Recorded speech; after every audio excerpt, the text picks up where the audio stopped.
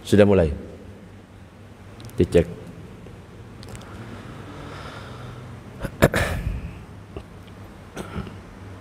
Tak cek salam lagi Pak G. Assalamualaikum warahmatullahi wabarakatuh.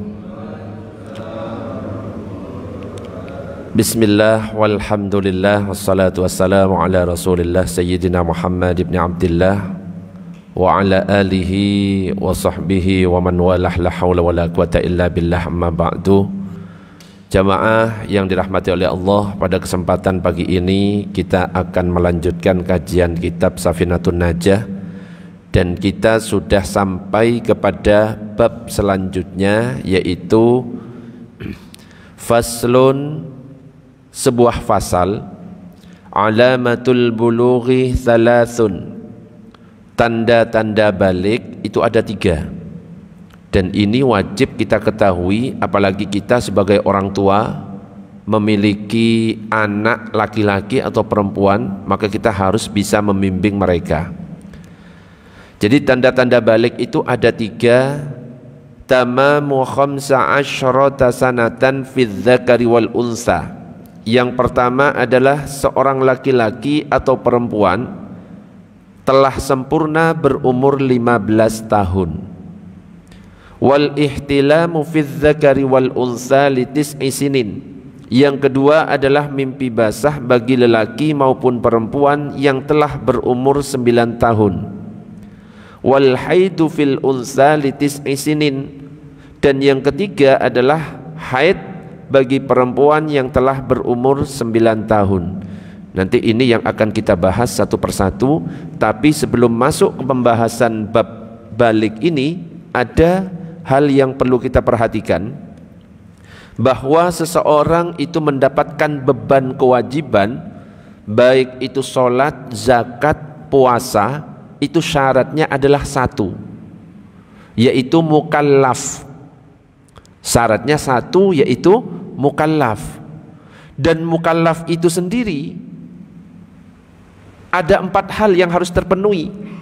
Seseorang dikatakan mukallaf sehingga dia memiliki beban kewajiban untuk sholat, puasa dan lain sebagainya jika 4 hal ini terpenuhi. Yang pertama adalah balik, seperti yang saya sampaikan tadi. Jadi dalam hadis yang diriwayatkan oleh Imam Abu Daud itu dikatakan rufi'al qalamu an thalathatin, bahwa kewajiban itu diangkat atau tidak berlaku bagi 3 orang. Jadi untuk 3 orang kewajiban ini tidak berlaku. Yang pertama adalah anin naimi hatta yastaiqidhah, bagi orang yang tidur hingga terbangun. Makanya kalau ada orang tidur dan tidurnya itu tidak disengaja, misalkan ada orang karena kecapean tidurnya jam 10 pagi, saking capeknya dia tidak terbangun di waktu duhur, bangunnya jam 5 sore, duhurnya terlewat. Pertanyaannya, apakah dia berdosa melewatkan sholat duhur?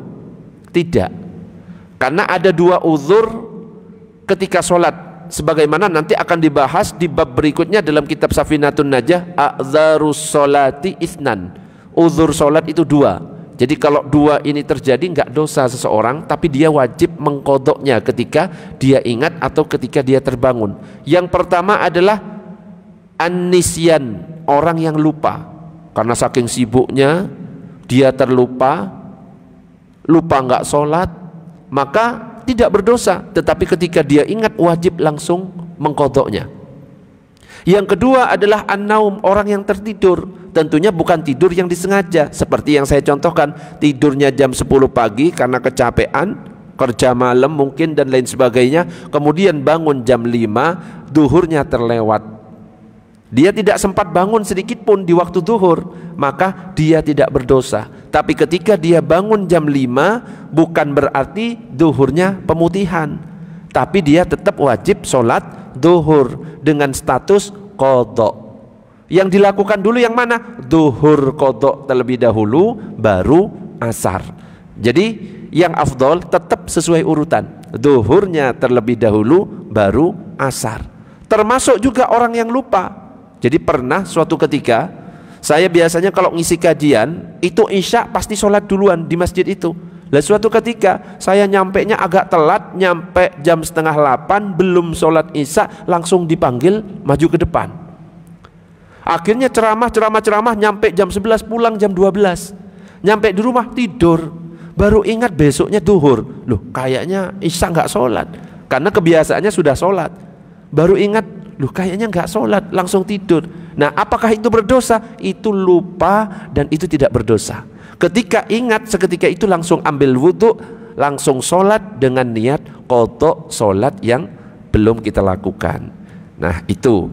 Jadi anin naimi hatta yastayqidhah, orang yang tidur hingga terbangun. Yang kedua, wa anis sabiyyi hatta yahtalimah, anak kecil hingga dia balik. Jadi anak kecil itu nggak dosa. Jadi kalau seandainya anak kecil ngambil sesuatu bukan miliknya, ya nggak dosa. Cuma orang tuanya kalau nggak ngajari, dia yang berdosa. Baru nanti kalau dia sudah balik, baru tanggungan-tanggungan kewajiban, dosa-dosa semuanya ditulis, pahala-pahala semuanya ditulis. Wa anil majnun hatta yaqilah. Dan yang ketiga adalah orang gila hingga dia sadar. Jadi orang gila itu gak berdosa meskipun dia maksiat, gak nutup aurat, gak dosa, gak sholat, gak dosa, gak puasa, gak dosa. Makanya ada pertanyaan, orang gila itu nanti di akhirat masuk surga atau neraka, Pak? Masuk? Gak tahu. Lo wajib tahu ini. Orang gila masuk surga atau neraka? Saya tanya, orang gila punya dosa atau tidak? Gak punya. Surga itu tempatnya orang gak punya dosa. Jadi dikatakan dalam kitab fikih, orang gila itu termasuk orang yang selamat dan nanti itu akan masuk ke surga. Ustadz, tengah-tengah Ustadz, gak ada tempat antara surga dan neraka, tengah-tengah itu gak ada. Yang ada cuma surga dan neraka. Makanya salah satu kemuliaan orang gila itu nanti di akhirat dia akan masuk surga. Makanya Bapak Ibu kalau pengen gak sholat dan pengen gratis masuk surga, salah satu caranya jadi orang gila. Boleh-boleh saja, itu cara praktis itu.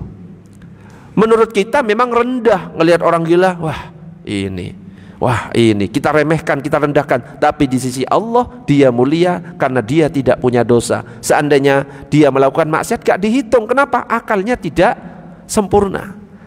Allahumma shalli ala sayyidina Muhammad. Nah, yang pertama yang akan kita bahas adalah balik ini. Dikatakan dalam kitab Safinatun Najah tadi, alamatul bulughi thalathun, bahwa tanda balik itu ada 3. Yang pertama adalah tamamu 15 sanatan fi dzakari wal unsa, telah sempurna berumur 15 tahun bagi laki-laki maupun perempuan. Jadi kalau ada laki-laki atau perempuan yang laki-laki belum mimpi basah, usia 11, 12, 13, 14, 15 belum mimpi basah. Nah, ketika sudah masuk 15, mau dia mimpi basah atau belum, dia sudah dinyatakan balik. Ustadz, ini usia 20 tahun belum pernah mimpi basah, sudah balik. Kenapa? Sudah melebihi umur 15 tahun. Begitu juga dengan wanita. Wanita usia 7 belum haid, 8 belum, 9 belum, 10 belum, 11 belum, 12 belum, 13 belum, 14 belum. Ketika masuk 15, meskipun belum keluar darah haid, tetap langsung dinyatakan balik. Jadi itu, jadi telah sempurna berumur 15 tahun bagi laki-laki maupun perempuan. Yang kedua adalah wal ihtilamu fi dzakari wal untsa litis isinin, bermimpi bagi laki-laki maupun perempuan karena telah berumur 9 tahun. Nah, ini sekarang kasusnya ada laki-laki perempuan bermimpi, mimpi basah. Jadi mimpi basah tidak hanya laki-laki, perempuan juga bisa mimpi basah. Kenapa? Nabi pernah ditanya oleh salah satu sahabat wanita, ya Rasulullah, bagaimana kalau misalkan ada seorang wanita dia itu mimpi, apakah dia wajib mandi? Maka Nabi menjawab, keluar air enggak? Iya, keluar, wajib mandi. Berarti apa? Laki-laki ataupun perempuan bisa mimpi basah. Nah, ketika ada laki-laki atau perempuan mimpi basah usianya 9 tahun, maka sudah dinyatakan balik meskipun belum sampai 15 tahun. Jadi paling minimal itu 9 tahun. Sedangkan maksimal 15 tahun. Kalau misalkan belum ada tanda-tanda, 15 tahun dinyatakan balik. Tapi kalau sudah ada tanda-tanda seperti mimpi basah, kalau sudah 9 tahun maka dia balik. Kalau belum 9 tahun, 7 tahun, lah kok keluar cairan, maka tidak dinyatakan balik karena belum 9 tahun. Termasuk poin yang ketiga, wal haidu fil untha litis isinin, haid bagi perempuan karena berumur 9 tahun. Jadi minimal dikatakan haid kalau dia usianya 9 tahun. Belum sampai 9 tahun belum dinyatakan haid. Ada wanita keluar darah usia 7 tahun, haid atau tidak? Halo? Halo? Haid atau tidak kira-kira? Belum. Kenapa? Belum sampai 9 tahun. Ada wanita usia 8 tahun keluar darah, haid atau tidak? Belum. Kenapa? Batas minimalnya adalah 9 tahun. Ada wanita usia 10 tahun sekarang keluar darah, haid atau tidak? Belum tentu. Kita lihat berapa jam keluarnya. Kalau keluarnya tidak sampai 24 jam, karena minimal darah haid harus keluar 24 jam, 1 hari 1 malam. Kalau cuma 3 jam terus berhenti terus, bukan haid. Jadi minimal 24 jam. Nah sekarang ada wanita haid, wanita keluar darah. Ada wanita keluar darah usia 10 tahun 2 hari keluar darahnya, haid atau tidak? Haid atau tidak? Kenapa? Karena belum tentu. Karena loh sudah, ini sudah diteliti. Ini sudah diteliti, Imam Syafi'i yang meneliti. Ini penelitian dari Imam Syafi'i. Imam Syafi'i itu mengatakan minimal masa haid 24 jam. Diteliti 24 jam itu 1 hari 1 malam. Standarnya umumnya para wanita 7 hari. Ini diteliti Imam Syafi'i, makanya dicatat dalam kitab nanti tentang ciri-ciri haid. Maksimalnya 15 hari. Makanya kita kan harusnya bisa jawab, kalau ada wanita usia 10 tahun keluar darahnya cuma 3 jam, haid atau tidak? Tidak, gak nyampe 24 jam. Nah sekarang ada wanita usia 10 tahun keluar darahnya 2 hari, haid atau tidak? Belum tentu. Kenapa? Dilihat keluarnya dari mana. Kalau keluar dari hidung namanya mimisan gitu Pak, maksudnya. Tapi kalau keluar dari tempatnya, yo haid ya. Kenapa? Usianya sudah 10 tahun dan sudah lebih dari 1 hari. Loh ini sudah rumus. Coba kita ulangi biar lebih paham. Minimal masa haid berapa hari? 1 hari alias 24 jam. Standarnya umumnya wanita berapa hari? 7 hari. Paling lamanya 15 hari. Ini Imam Syafi'i melakukan penelitian. Ditanya wanita-wanita, kamu haidnya 7 hari, kamu 7 hari. Oh banyak, dicatat 7 hari. Ada yang 6, jadi 6 sampai 7. Ternyata ada yang saya cuma 24 jam. Loh kok ono? Dicatat. Loh, ternyata ada yang ditanya lama, 15 hari. Dicatat. Akhirnya terjadilah kesimpulan itu. Minimal 1 hari 1 malam alias 24 jam. Standarnya 7 hari, paling lamanya 15 hari. Allahumma shalli ala sayyidina Muhammad. Tetapi kalau seandainya ada anak belum balik, meskipun dia belum dibebankan kewajiban, belum wajib sholat, belum wajib puasa, belum wajib ibadah-ibadah yang seperti kita lakukan, tetapi seorang anak itu wajib diperintah oleh orang tuanya. Jadi ada kewajiban bagi orang tuanya memerintahkan anak yang belum balik untuk melaksanakan sholat jika anak itu usianya sudah 7 tahun. Kalau 7 tahun itu namanya tamyiz. Tamyiz itu namanya usia 7 tahun. Pinter, sudah bisa membedakan enak gak enak, sudah bisa membedakan mana yang baik mana yang buruk.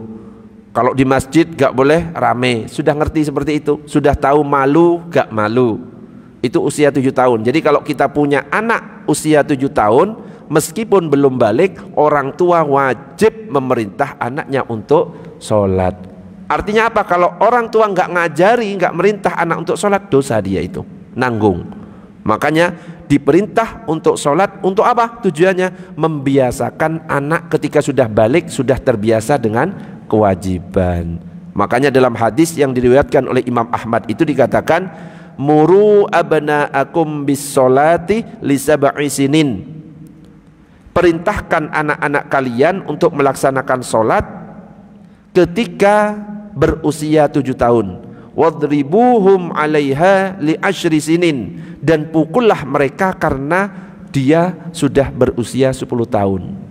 Memukul ketika usia 10 tahun bukan berarti memukul wajah dan lain sebagainya, bukan memukul dengan niat kekerasan, tapi dengan niat membimbing, mengingatkan bahwa sholat itu hukumnya wajib. Allahumma sholli ala sayyidina Muhammad. Jadi mukallaf itu ada 4 poinnya. Dikatakan sebagai mukallaf ketika anak itu diwajibkan atas beban-beban kewajiban yang dilakukan, ada 4. Yang pertama adalah balik, yang kedua adalah berakal. Sebelum masuk ke berakal, dalam pembahasan bab balik ini, apakah sampai di sini ada pertanyaan? Monggo, kalau ada pertanyaan sebelum dilanjut, monggo Bah, silakan Bah. Waalaikumsalam warahmatullahi wabarakatuh.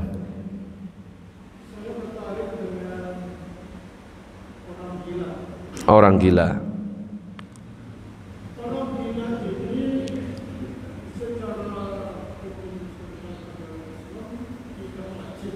Ya.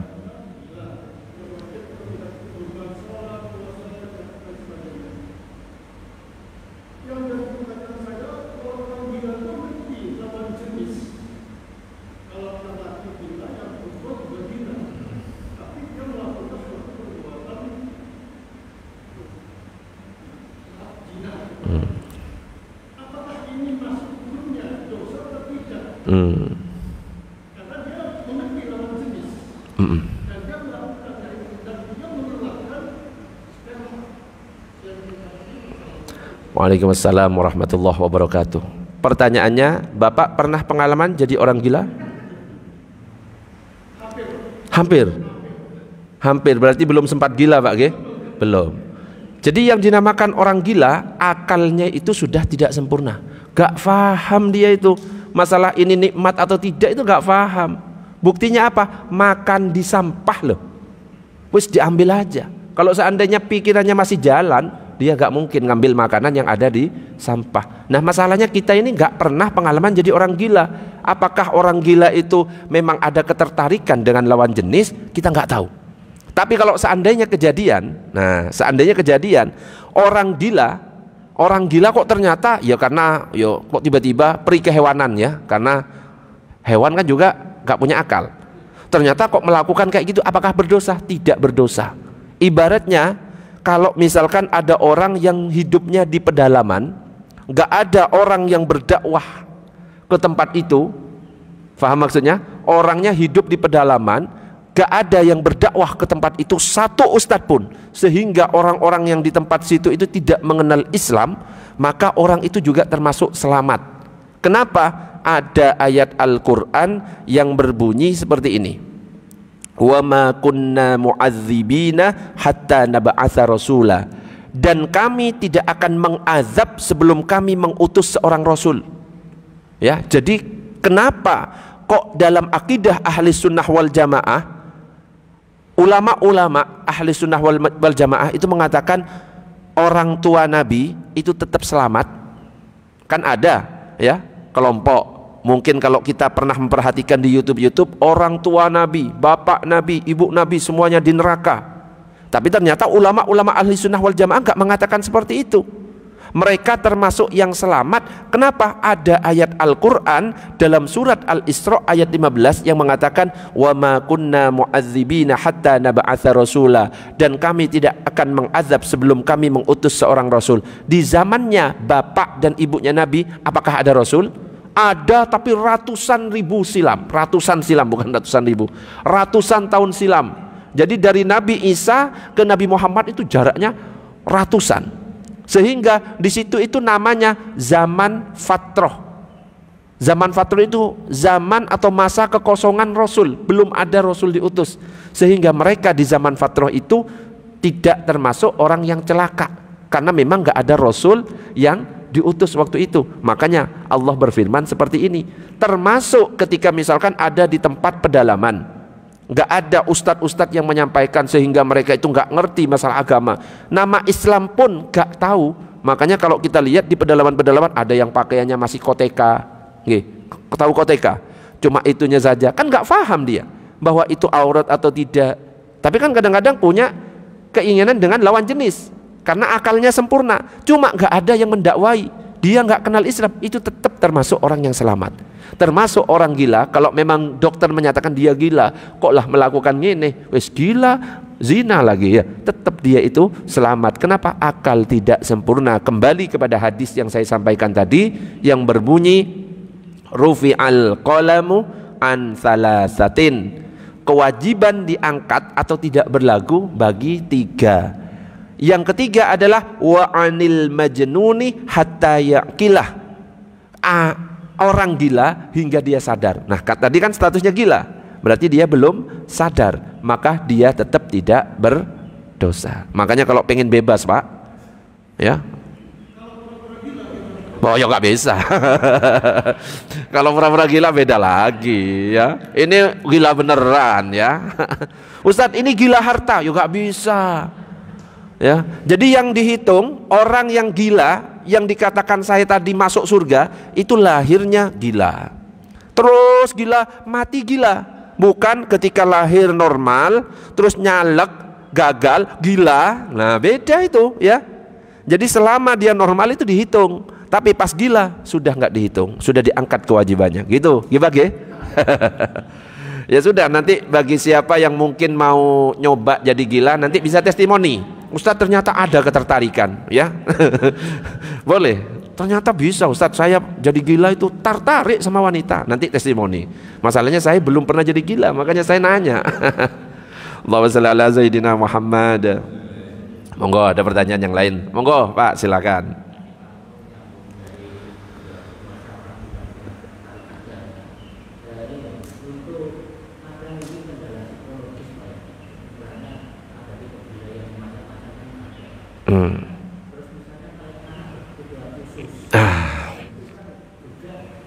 Gak gila-gila amat gitu ya.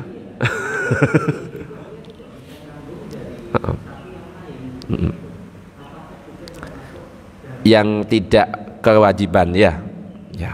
Anak yang berkebutuhan khusus, anak yang berkebutuhan khusus itu juga termasuk orang yang tidak dibebani kewajiban. Kenapa? Akalnya tidak sempurna. Jadi yang dibebankan kewajiban orang yang akalnya sempurna, meskipun dia sekarat, sakit parah, gak bisa gerak sama sekali, akal masih berfungsi, wajib dia sholat.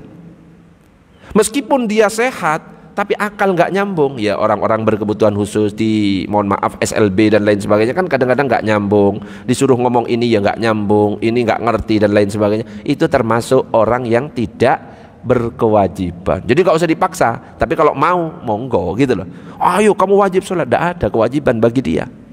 Berbeda dengan anak kecil. Kalau anak kecil kan normal sebenarnya, cuma usianya belum sampai, kita tetap wajib memerintahkan. Tapi orang tua yang memerintahkan jangan sembarangan. Usia 3 tahun 5 tahun disuruh ke masjid, akhirnya lari-lari ganggu jamaah masjid yang lain. Itu dosa orang tuanya itu kalau dia tidak mendampingi. Boleh bawa anak kecil usia di bawah 7 tahun, tapi dia dampingi di sampingnya. Ya, kadang-kadang kan usia 5 tahun lari-lari di masjid, kemudian ditegur takmirnya nggak terima, orang tuanya ke takmir, ribut. Nah itu sing salah itu sebenarnya orang tuanya. Dia nggak ikut ke masjid, nggak mendampingi anaknya. Jadi dia yang orang berkebutuhan khusus termasuk yang tidak dibebani kewajiban. Allahumma shalli ala Sayyidina Muhammad. Ada lagi pertanyaan sebelum dilanjut? Lanjut ya. Jadi yang pertama adalah balik, yang kedua berakal. Sebenarnya pembahasannya di sini. Berakal ini sesuai dengan hadis Nabi yang sempat saya singgung tadi, wa anil majnuni hatta yaqilah. orang gila hingga dia sadar. Jadi ada pembahasan yang disebutkan dalam kitab Al-Majmu' tentang orang gila. Imam Nawawi itu mengatakan man zala aqluhu bisababin ghairi muharramin, barang siapa yang hilang akalnya karena sebab yang tidak haram, kaman junna au ughmiya alaihi, seperti orang yang gila, pingsan, au zala aqluhu bimaradin, atau hilang akal karena sakit, ya. Jadi dia sakit akhirnya pingsan. Pingsan itu kan hilang akalnya. Au bisyurbi dawain lihajatin, atau dia itu minum obat karena kebutuhan, terus akhirnya hilang akalnya, pingsan. Au ukriha ala syurbi muskirin fazala aqluhu, atau dipaksa minum minuman memabukkan hingga hilang akalnya, dipaksa, diancam, kalau kamu gak minum ini saya bunuh. Akhirnya terpaksa minum, pingsan dia, hilang akalnya. Fala sholata alaihi, maka tidak ada kewajiban bagi dia untuk sholat. Ya, saya ulangi, siapa yang hilang akalnya karena sebab yang tidak haram, seperti gila, ya gila kan ya normal ya, bukan normal sih, gila nggak normal ya, gila itu ya apa? Ya memang ditakdirkan gila.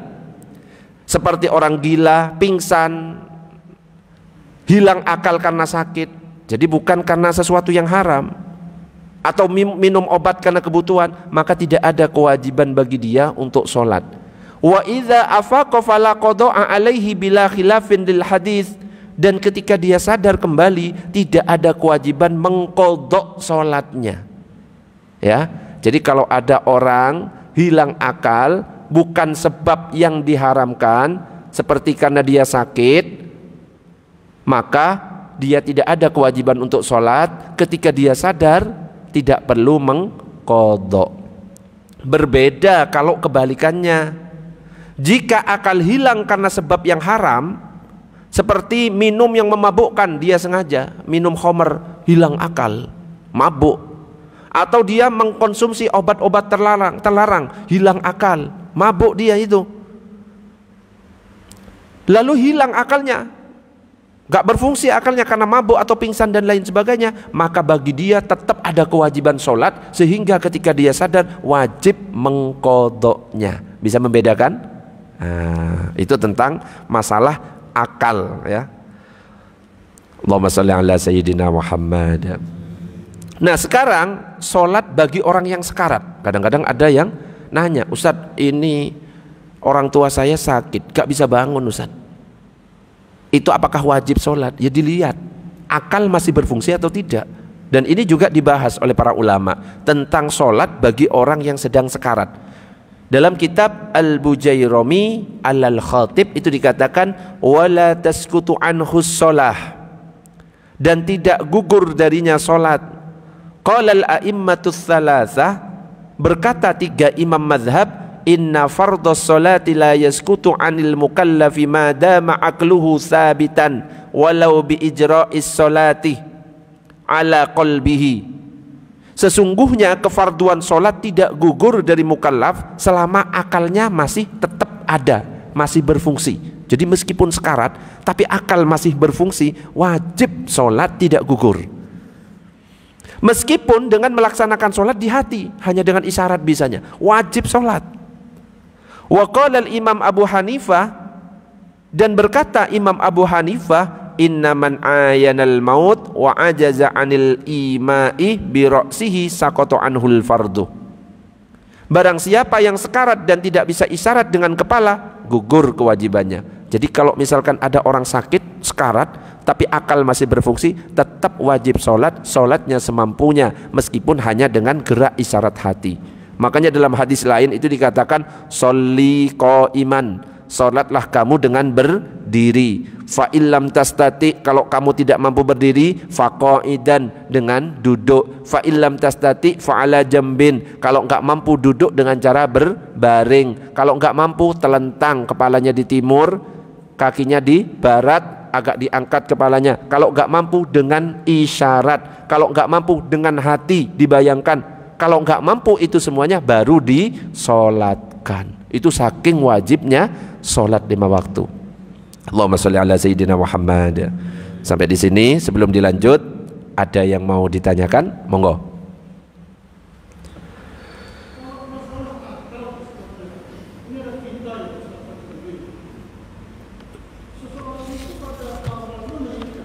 Menikah.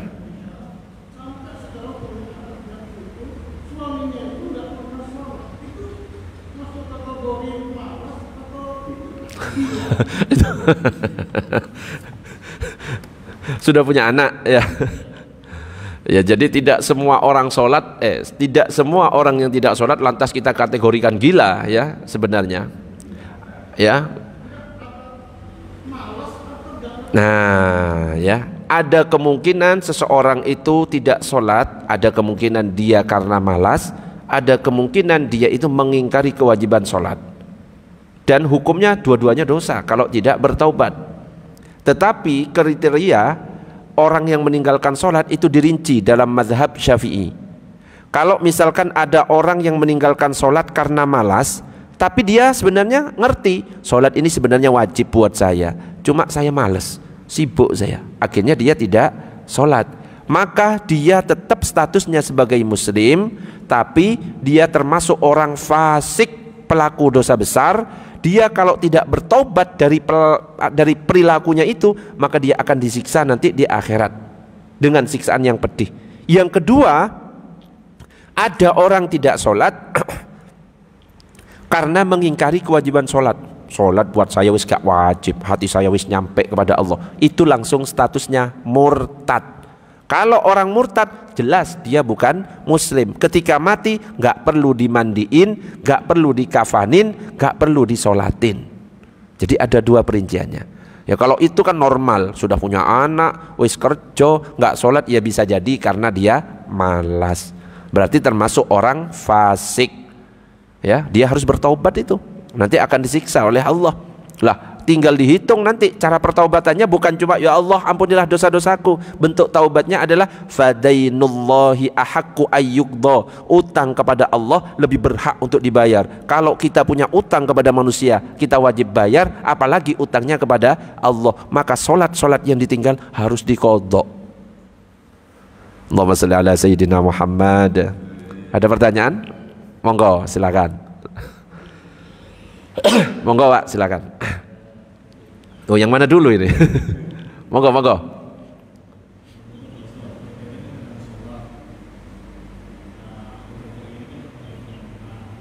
Agak kurang kedengaran, kurang keras, Pak.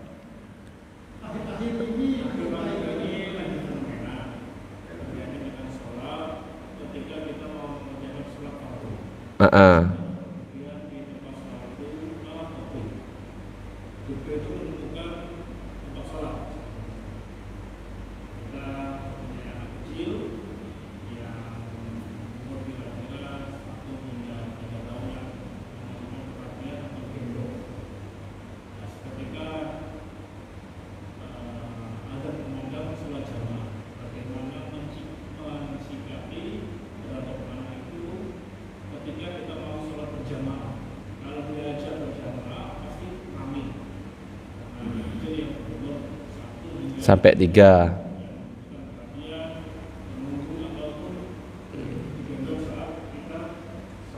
Ya.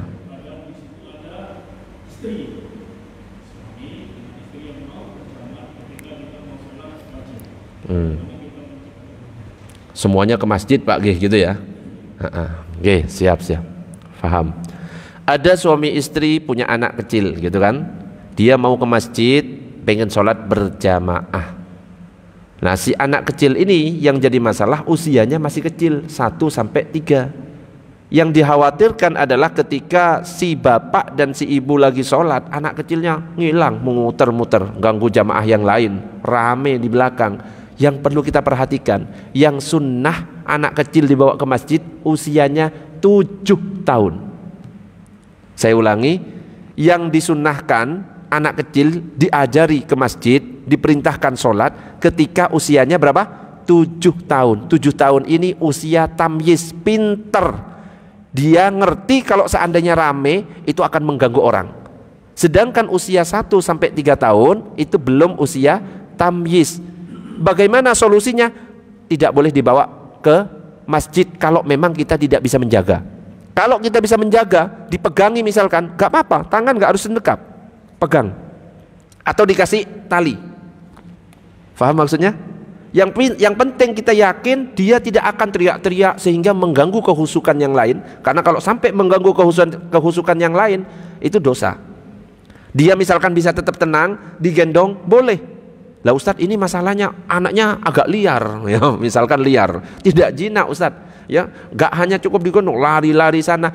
Solusinya gampang, istri sholatnya di rumah, jaga anaknya. Karena memang wanita itu afdolnya sebenarnya sholat di rumah, suami sholat di masjid. Tapi bukan berarti ini hal yang tidak adil. Kan gak adil Ustadz, wanita sholatnya di rumah cuma dapat 1, suami sholat di masjid dapat 27. Katanya siapa?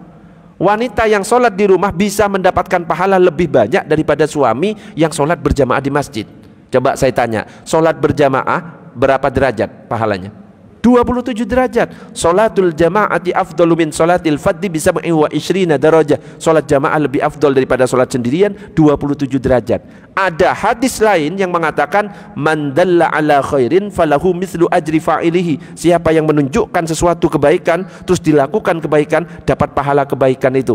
Istri tinggal nyuruh suami, Mas, berangkat ke masjid berjamaah. Ketika suami sholat berjamaah di masjid, dia dapat 27 derajat karena nyuruh kebaikan. Istri sholat di rumah, 1 tambahkan 27 tambah 1 28. Jadi nggak usah khawatir. Bahkan sholat berjamaah bisa diulang 2 kali dengan syarat sholat yang kedua wajib berjamaah. Istri nunggu di rumah bisa, jangan sholat dulu, suami jamaah di masjid. Ketika pulang istri belum sholat, ayo tak imami lagi. Jadi boleh diulang 2 kali. Dan ini kejadian di zaman Rasulullah. Nabi pernah sholat bersama sahabat. Setelah selesai ada sahabat datang. Kemudian Rasulullah mengatakan, ada yang mau sedekah? Saya Rasulullah temani sholat. Padahal dia sudah sholat, ya, nemeni orang yang sholat sendirian. Supaya apa? Dia dapat pahala berjamaah. Jadi solusinya seperti itu. Kalau memang tidak bisa dijaga, lebih baik istri di rumah. Kenapa?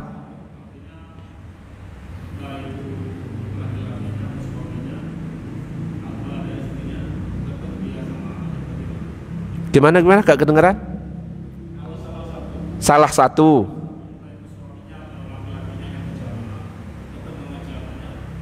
tetap mengajak anak dengan syarat tetap dia bisa mendampingi anak. Kalau misalkan tidak yakin anaknya kok rame, lebih baik tidak dibawa kalau dia usianya masih di bawah 7 tahun. Ya. Jadi suami istri aja yang menjaga di rumah. Kalau memang wah ini kalau dibawa ini malah mengganggu. Karena kalau mengganggu kehusukan orang yang sholat itu haram, dosa hukumnya. Kita ngaji di sampingnya orang sholat, ada orang sholat ngaji keras-keras, ya ayyuhalladzina amanu kutiba alaikumusiyam, bukan dapat pahala, dosa kalau mengganggu.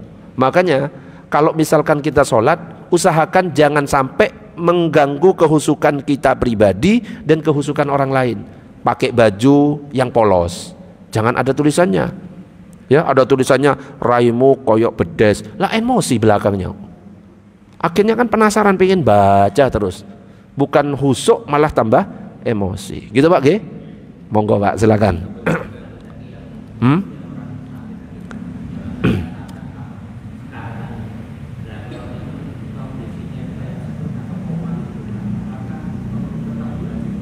Sholat.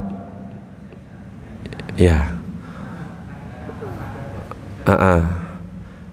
Ya, koma. Kalau seandainya koma lama, koma itu akal berfungsi apa enggak?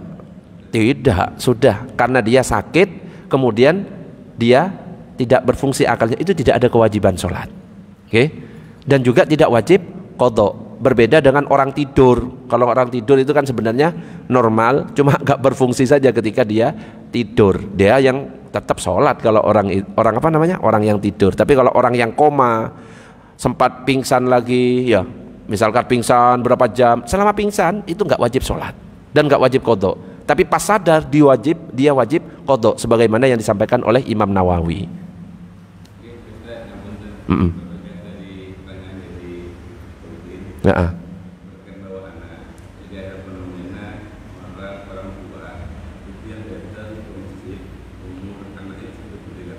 3 tahun.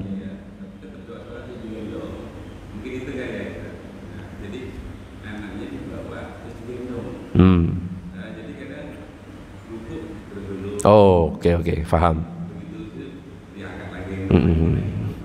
Ya, kalau anaknya mudah diatur, misalkan dengan digendong ya, dan tidak minta turun, tidak lari-lari, boleh-boleh saja sholat dalam keadaan menggendong anak. Dengan syarat anak yang digendong harus dalam keadaan suci. Misalkan dipempesi, pempesnya itu harus dipastikan sudah bersih, tidak ada air kencing yang menggenang. Karena apa? Syarat sahnya sholat seseorang itu tidak boleh membawa najis, harus suci baik hadas ataupun najis. Najis itu harus kita sucikan baik dari badan kita, pakaian kita, atau tempat sholat kita. Ketika anak itu misalkan pempesnya banyak kencingnya, terus kita sholat kita gendong, berarti otomatis kita ketika sholat membawa najis, dan itu yang tidak sah dan banyak tidak memperhatikan. Nabi memang pernah gendong anak, boleh loh, tapi Nabi ya jelas ngerti suci najisnya, ngerti lah. Kita asal gendong pempesnya banyak kencingnya, itu nggak sah. Pastikan kalau memang mau bawa anak dan mau gendong anak, pempesnya diganti, dibersihkan kemaluannya supaya sudah suci anak itu. Gendong boleh, letakkan. Ketika rukuk, ketika sujud, letakkan, gendong lagi, itu diperbolehkan dengan syarat anaknya harus dalam keadaan suci. Gitu, Pak Miftah.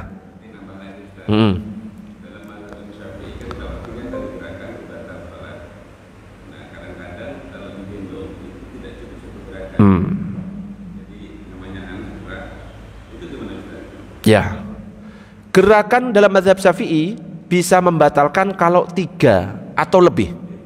Makanya ketika menggaruk badan kita itu ada aturannya, gak sembarangan kita garuk itu. Pindah ke sini, itu sudah batal. Ada 2 cara ketika kita menggaruk. Cara pertama, gatel misalkan di sini. Ini 1, 2, balik. Boleh cara ini. Cara kedua, kita gerakkan anggota badan yang ringan. Ini ada anggota badan besar, kalau gini ini namanya gerakan besar. Kalau yang jari ini namanya gerakan ringan. Gak boleh menggerakkan yang besar. Jadi ketika ini gatel, tangannya ditempelkan, tek, biar ini gak gerak, paham? Karena kalau gini batal. Ya, kalau sampai 3. Tapi ini ditempel, yang digerakkan cuma jari. Meskipun sampai 1000 kali, itu nggak apa-apa. Karena ini gerakan ringan. Termasuk ketika menggendong anak. Boleh menggendong anak, tapi ingat gerakannya nggak boleh sampai 3 gerakan. Ya diatur gimana caranya. Nah, kalau sampai gini, gerak gini, ya batal tetap. Ya ada aturannya tetap. Mau kita maju mengisi soft yang kosong, cara geraknya itu yang nggak sembarangan kok. Ya gerak biasa seperti Dani misalkan gerak, coba Dan dari soft sini terus ini batal, terus jalan biasa. Yo, 1, 2, 3, itu sudah batal itu. Batal, gak boleh 3 atau lebih, tapi harus dicicil. 1, tutup. Nah, kalau sudah ditutup, itu hitungan dari awal lagi. 1, tutup lagi, sampai lurus. 1, tutup, selesai. Ada aturannya, termasuk ketika menggendong anak. Gini, terus ngambil dotnya jatuh, yuk batal itu, batal, nggak bisa. Ada aturannya juga, ya, gak sembarangan. Allahumma shalli ala sayyidina Muhammad. Yang terakhir, ya, sudah mau jam 6. Yang enggak yang terakhir ini. Kayaknya dilanjut berikutnya, panjang ternyata. Eman kalau misalkan tak singkat. Sekarang sholat bagi orang yang meninggal. Ada orang sakit, ya, misalkan 7 hari, kemudian meninggal. Dia meninggalkan sholat. Ya dia nggak koma, akalnya berfungsi. Ada orang sakit, akalnya berfungsi, tidak sholat selama 7 hari, kemudian dia meninggal. Pertanyaannya, bagaimana dengan sholatnya? Qadha atau tidak? Nah, ada 3 pendapat di sini. Pendapat yang pertama mengatakan, man mata alaihi sholatun, man mata wa alaihi sholatun fala qadha wala fidyata. Barang siapa yang mati dan dia itu punya kewajiban sholat, maka tidak ada qadha dan tidak usah bayar fidyah. Pendapat pertama. Pendapat yang kedua mengatakan diqadhakan oleh keluarganya. Pendapat yang ketiga dikatakan dibayarkan fidyah tiap sholat yang ditinggalkan. Kalau misalkan 1 hari berarti 5 sholat, berarti 5 fidyah. Satu fidyahnya itu 7 ons. Berarti kalau 1 hari 7 kali 5 35 ons. Dikalikan kalau misalkan seminggu. Jadi ada 3 pendapat. Yang pertama tidak perlu qadha, tidak perlu fidyah. Yang kedua diqadhakan oleh keluarganya. Yang ketiga dibayarkan fidyah setiap sholat yang ditinggalkan. Kalau bisa yang 2 dan 3. Kasihan kalau misalkan kita pilih yang ke-1, dia akan bertanggung jawab di hadapan Allah karena meninggalkan sholat. Karena yang saya sampaikan tadi, dia masih berfungsi akalnya, dia sakit, seharusnya dia ada kewajiban sholat.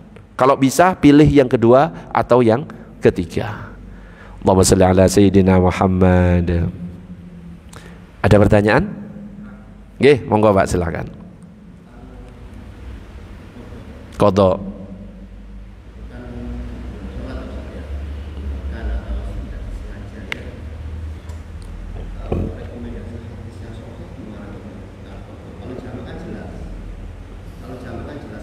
Iya.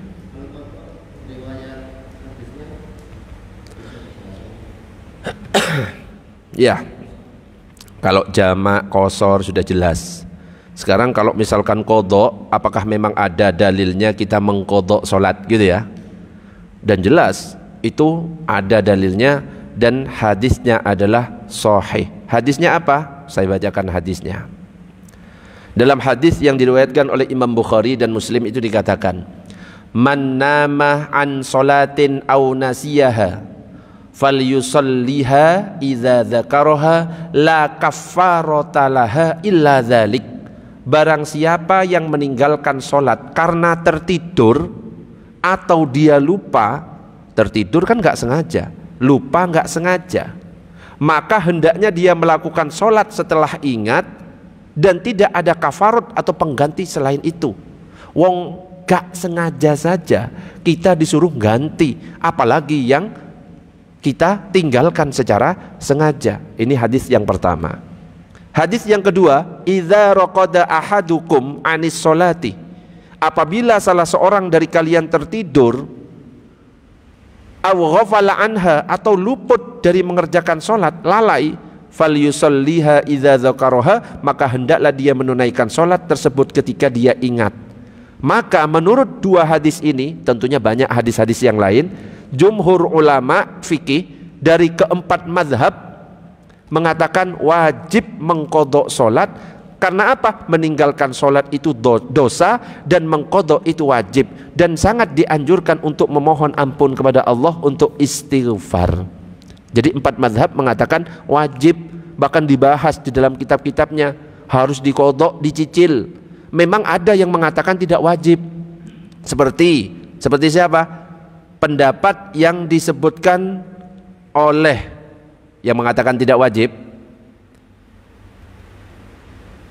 Nah, ini yang mengatakan tidak wajib contohnya adalah Ibnu Hazm, Ibnu Taimiyah, Ibnul Qayyim, dan ini diamalkan oleh teman-teman salafi. Lah kita tidak merujuk kepada ulama itu, kita merujuk kepada 4 imam mazhab yang mengatakan hukumnya adalah wajib. Karena apa?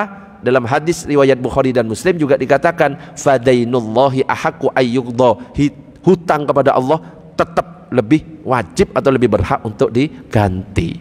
Jadi monggo Bapak mau ikut pendapat yang mana? Kalau 4 mazhab mengatakan wajib, kalau Ibnu Taimiyah atau Ibnul Qayyim mengatakan tidak wajib. Gitu. Bapak ikut yang mana? Iya, lebih baik yang aman ya. Kalau misalkan kita mengqadha kok ternyata salah, gak aman tetap di akhirat. Apa? Bukan jamak, qadha. Kalau jamak itu nanti ada pembahasannya ketika kita dalam keadaan musafir. Nanti saya jelaskan jaraknya berapa hari. Misalkan saya dari sini ke Madura, terus saya tinggal di sana, boleh mengqadha apa enggak? Atau hanya pas jalan atau pas pulang? Nah, itu akan dibahas tapi nanti. Gimana? Ini wis siang kayaknya wis kering mulut saya, Bah. Oh, ada lagi tak? Monggo, Bah. Gimana, Bah? Ulangi, Bah. Sholat Jumat.